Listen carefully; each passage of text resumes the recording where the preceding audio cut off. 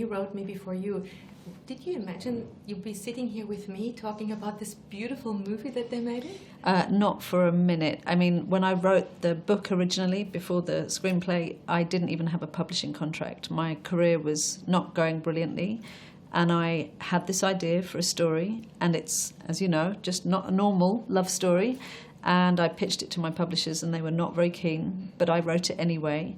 And then this extraordinary thing has happened. Now, the movie is one thing, but when you write the stories, would you regard yourself as a true romantic, or is that just something that that it has to be in the book to be setting good? I don't know. I always laugh when people say, "Are you romantic?" Because my husband thinks I'm the most unromantic person ever. So. Unromantic person. Oh, you unromantic? Yeah. Oh, he thinks so. Yeah, he's got more romantic as he's got older, and I've got less so.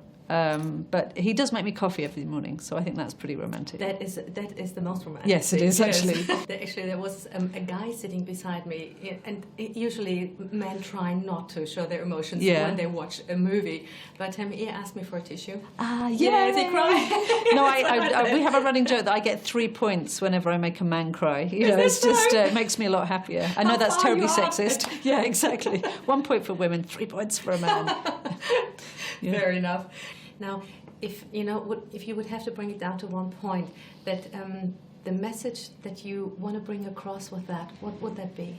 I think it would be that you should never judge somebody until you've been in their position.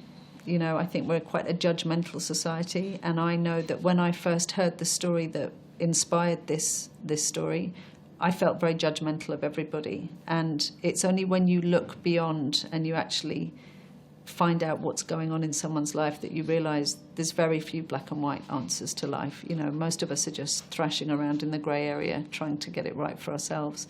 And and I guess the other message is, of course, just make the most of what you've got. Live boldly. You're wonderful. Thank you very much. Das Interview der Woche wurde präsentiert von MacDaum. Filme und Serien für jede Stimmung. Wir lieben Musik.